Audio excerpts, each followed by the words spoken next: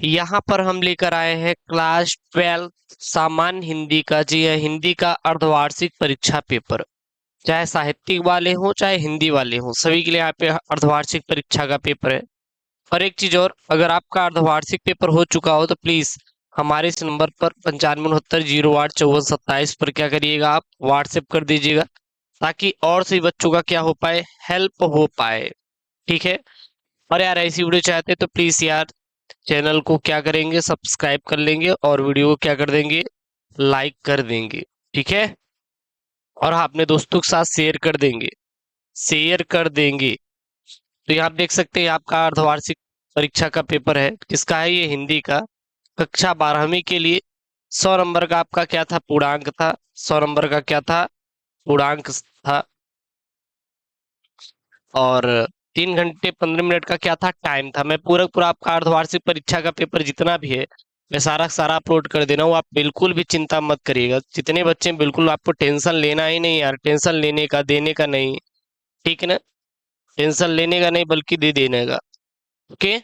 चलिए, सबसे पहला यहाँ पे प्रश्न बहुविकल्पी में कि खड़ी बोली गद्य की प्रथम रचना है। जो खड़ी बोली गद्य की प्रथम रचना है वो किसे माना जाता है। खड़ी बोली गद्य की प्रथम रचना किसे माना जाता है। कृष्णावतार स्वरूप निर्णय, या गोरा बादल की कथा, या वर्ण रत्नाकर, या फिर भाषा योग वशिष्ठ को। तो खड़ी बोली गद्य की प्रथम रचना जो मानी जाती है वो किसे मानी जाती है, 1 नंबर का। ये सारा का सारा आप कर लीजिए। अगर आप बोलेंगे तो इसका मैं आपको सोल्यूशन भी करवा दूंगा। क्या करवा दूंगा, सोल्यूशन भी करवा दूंगा। ठीक है ना। बिल्कुल टेंशन नहीं लेने का यार, आपको बिल्कुल लेने की जरूरत नहीं है। क्लियर है ना। हाँ, ऐसा नहीं कि सर जी बहुत परेशान हो जाए, कैसे होगा। अगला है अंग्रेजी के स्केच का रूपांतरण है। अंग्रेजी का जो स्केच है उसका रूपांतरण क्या है, जीवनी का है, भेंटवार्ता का है, रेखा चित्र का है, या फिर रिपोर्टाज का है। फिर ग वाला है यहाँ पे साहित्य का श्रेय और प्रिय निबंध संग्रह है। जो साहित्य का श्रेय और प्रिय निबंध संग्रह किसका है, डॉक्टर संपूर्णानंद का, जैनेन्द्र कुमार का, वासुदेव सड़ग्रवाल का और श्याम सुंदर दास का। मैं आपसे फिर बोल रहा हूँ, अगर आप बोलेंगे तो इसका मैं फुल सोल्यूशन भी करवा दूंगा। वो आपके ऊपर है, अगर आप बोलेंगे तो। ठीक ना। तो दिन अगर आपको इसका सोल्यूशन चाहिए तो एक बार आप कमेंट बॉक्स में छाप दीजिएगा। क्लियर है। इसके बाद घ वाला है मर्यादा और टुडे के संपादक थे। मर्यादा और टुडे के संपादक कौन थे, डॉक्टर वासुदेव सड़ग्रवाल, हरिशंकर प्रसाद, जैनेन्द्र कुमार और डॉक्टर संपूर्णानंद। फिर यहाँ पेंगा वाला है रॉबर्ट नर्सिंग होम किस शहर में था। जो रॉबर्ट नर्सिंग होम था वो किस शहर में था, नई दिल्ली, नागपुर, इंदौर, या फिर कानपुर। फिर यहाँ पे दूसरा वाला है गद्य साहित्य एक पद्य साहित्य से बना हुआ प्रश्न था। ठीक ना। तो दोनों से बने हुए प्रश्न थे, गद्य से बना हुआ था और पद्य से भी बना हुआ था। ऐसा नहीं था कि केवल एक से ही बना हुआ, नहीं, दोनों से बने हुए प्रश्न, गद्य और पद्य दोनों से।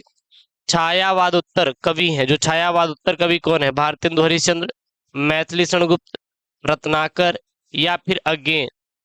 फिर इसके बाद ख वाला है छायावादी महाकाव्य है प्रिय प्रभास, साकेत, कामायनी, पद्मावत। मैं एक काम करूँ, मैं इसको सॉल्व भी करके आपको दे दूंगा। ठीक है ना। देखिए शाम तक वीडियो अपलोड कर दूंगा। ग वाला है आधुनिक युग की मीरा है, महादेवी वर्मा है, सुमित्रा कुमारी सिन्हा है, सुभद्रा कुमारी चौहान है, या फिर इनमें से कोई नहीं। फिर घ वाला है सामधेनु काव्य की रचयिता है। जो सामधेनु काव्य है इसके रचयिता कौन है, रामधारी सिंह दिनकर, जयशंकर प्रसाद, नरेंद्र शर्मा, या फिर भवानी प्रसाद। तो सामधेनी काव्य की रचयिता के यहाँ आपको क्या लिखना है, नाम लिखना है।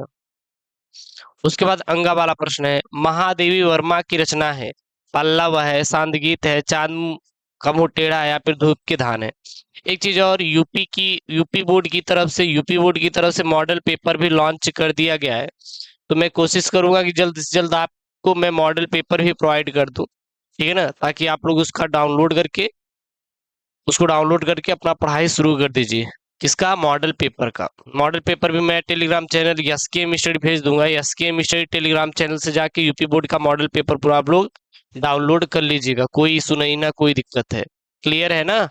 अगर कोई दिक्कत हो तो यार कमेंट कर देना यार। चिंता क्यों करने का, चिंता बिल्कुल लेने का नहीं यार। ठीक है ना। बिल्कुल चिंता आपको करने की जरूरत है ही नहीं है यार। कोई मतलब नहीं ना चिंता करने की। फिर तीसरा वाला है नीचे दिए गए गद्यांश में से किसी एक गद्यांश के प्रश्न का उत्तर दीजिए। 10 नंबर का रहेगा पेपर में। इच्छाएं नाना है और नाना विधि है और उसे प्रवृत्ति रखती हैं, उस प्रवृत्ति में रह रहकर थक जाती हैं और निवृत्त चाहता है। यह प्रवृत्ति और निवृत्ति का चक्र उसे द्वंद्व से थका मारता है। इस संसार को अभी राग भाव से वह चाहता है कि अगले क्षण उतरे ही विराम भाव से वह उसका क्या विनाश चाहता है। तो ये देखिए गद्यांश है 10 नंबर का। यहाँ इस गद्यांश से देखेंगे तो आपका 5 प्रश्न बने हुए हैं, 10 नंबर का बनेगा कि गद्यांश के पाठ और शीर्षक का लेखक, यानी कि आप कह सकते हैं संदर्भ लिखने के लिए कि पाठ का लेखक और शीर्षक का नाम लिखना रहेगा। रेखांकित अंश की व्याख्या, यानी चीजों को बढ़ा चढ़ा लिखना है। गद्यांश के आधार पर बताइए कि सच्चा भाग्योदय क्या है, और प्रवृत्ति और निवृत्ति का स्पष्ट अर्थ आपको बताना है। तो ये आप कर लीजिएगा। उसके बाद मान लीजिए वो नहीं आ रहा है तो भाषा और आधुनिकता से यहाँ पे है, देखिए यहाँ पे सॉरी संस्कृति वाला है। आज जिसे हम बहुमूल्य संस्कृति मान रहे हैं वह क्या ऐसी ही बनी रहेगी? सम्राटों सामंतों ने जिस आचार निष्ठा को इतना मोहक और मादक रूप दिया था वह लुप्त हो गया। मंद मध्य यंग के मुसलमान रईसों के अनुकरण पर जो रस रास उमड़ी थी वह वाष्प की भांति उड़ गई। क्या यह मध्य युग के कंकाल में लिखा हुआ व्यवसायिक युग का कमाल ऐसा ही बना रहेगा? महाकाल के प्रत्येक पदाघात में धरती धसेगी, उसके कुंठ नित्य की प्रत्येक चारिका कुछ न कुछ लपेट कर ले जाएगी। सब बदलेगा, सब विकृत होगा, सब नवीन बनेगा। और यहाँ देखिए 5 प्रश्न पूछे गए हैं। कितने प्रश्न पूछे गए? टोटल आपके 5 पूछे गए हैं। फिर आपके गद्यांश के बाद पद्यांश के बाद यहाँ पे गद्य आया हुआ है कि यह सच है तो अब लौट चलो तुम घर को, चौके सब चू सुनकर अटल कैकेयी स्वर को, सबने रानी की ओर अचानक देखा, वैदत त्रिशारा वृता यथा विदुलेखा, बैठी चली अचल तथापि असंग तरंगा, वह सिन्ही अब थी हाहा गोमुखी गंगा। यहाँ से आपके देखिए 5 प्रकार प्रश्न पूछे गए हैं। पद्यांश का संदर्भ, रेखांकित अंश की व्याख्या, कैकेयी, ये कैकेयी अनुताप से लिया गया। कहाँ से लिया गया है? कैकेयी अनुताप से लिया गया है, अनुताप से लिया गया है। कैकेयी ने राम को लौटने के लिए क्या कहा? पद्यांश का भावार्थ, पद्यांश का काव्य सौंदर्य लिखिए। तो सब करवा देंगे, अगर आप कमेंट करते हैं तो करवा देंगे, ठीक है ना। फिर नील परिधान बीच सुकुमार, खुल रहा मृदुल अधखुला अंग, खिला हो जो बिजली का फूल, मेघवन बीच गुलाबी रंग। तो ये यहाँ पे पवन दूतिका से लिया गया। कहाँ से लिया गया है? पवन दूतिका वाला चैप्टर है। पवन दूतिका बना मैं करवा भी दिया था, ठीक है ना। तो इसको कर लेना, पवन दूतिका वाला जाएंगे तो यहाँ पे मिल जाएगा। आप लोग क्वेश्चन बैंक खरीद लीजिएगा, क्वेश्चन बैंक आप लोग खरीद लीजिएगा। मार्केट में इस समय क्वेश्चन बैंक अवेलेबल हो चुका है, तो जाइए आप क्वेश्चन बैंक ले लीजिए, क्योंकि वो तो मोस्ट इंपॉर्टेंट ही है यार क्वेश्चन बैंक। अगर क्वेश्चन बैंक अगर आप ले लेंगे तो दिन आपकी पढ़ाई ना अच्छे से चलेगी। तो बहुत ज़्यादा ये हार्ड नहीं है, कम ही पैसे मिल जाएगा। अगर कहेंगे तो पीडीएफ फॉर्मेट टेलीग्राम पे मैं अवेलेबल करा दूंगा, तो आपको क्वेश्चन बैंक खरीदने की जरूरत बिल्कुल भी नहीं पड़ेगी। फिर 5वां का आएंगे तो इसमें क और ख रहेगा, जिसमें लेखक का रहेगा और कवि का। तो बस यही आप लेखक का तैयार कर लीजिए, इसका जीवन परिचय तैयार कर लेंगे तो आपका काम हो जाएगा। आपको एक्स्ट्रा कुछ भी जरूरत नहीं है पढ़ने की कि सर आप मुझे क्या अलग से पढ़ के जाना पड़ेगा। अरे नहीं यार, बस यही आप पढ़ लीजिए, हो गया यार। एक्स्ट्रा पढ़ने की जरूरत बिल्कुल भी नहीं है आप लोगों को, ना आपको एक्स्ट्रा कोई दिमाग लगाना है। बस आप यही पढ़िए, इतने में आपका हो जाएगा, जरूरत नहीं पढ़ने की, ठीक है ना, कि आपको बहुत ज्यादा वो करना है। वासुदेव सर अग्रवाल है, हजारी प्रसाद द्विवेदी है, कन्हैयालाल मिश्र प्रभाकर है। तो ये आपका 5 नंबर का है। उसके बाद ख वाला है, निम्नलिखित में से किसी एक कवि का जीवन परिचय देते हुए उनकी प्रमुख रचनाएं लिखिए। अयोध्या सिंह उपाध्याय, मैथिली शरण गुप्त, जयशंकर प्रसाद, इन सबका क्या लिखना है आपको? रचनाएं भी लिखना है जीवन परिचय लिखते हुए। फिर छठा प्रश्न है, कहानी तत्व के आधार पर पंचलाइट अथवा बहादुर कहानी की समीक्षा कीजिए। आपको लिखना है कि बहादुर और पंचलाइट, ये तो दोनों इंपॉर्टेंट ही है यार। बहादुर और पंचलाइट ये बहुत इंपॉर्टेंट है, और देखेंगे तो आपके पेपरों में हर साल पूछे जाते हैं। पंचलाइट बहादुर कहानी का सारांश हर साल पूछा जाता है। आप खुद बताइए, क्या आप देखे हैं कि कोई भी ऐसा क्वेश्चन नहीं होगा जिसमें आया ना हो? हर में तो होता है ना, सब में आपका ये पूछा ही पूछा जाता है। तो देन आप लोग क्या करेंगे, पूरा पूरा तैयार कर लेंगे। फिर यहाँ पे 7वां है, त्यागपथी खंड काव्य के आधार पर तृतीय शब्द। अब सर ये त्यागपथी आया है, हमारा तो और रहेगा, ठीक है ना, हमारा तो आलोक वृत्त है।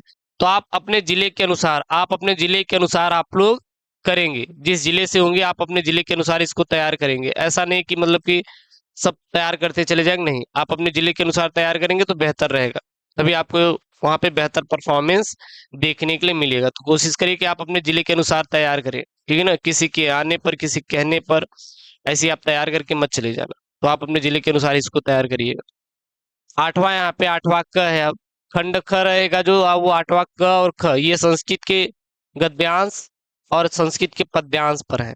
तो आप इसको नोट कर लीजिए, बस यही तैयार कर लीजिएगा, एक ये तैयार कर लीजिएगा, एक ये वाला तैयार कर लीजिएगा, ठीक है ना।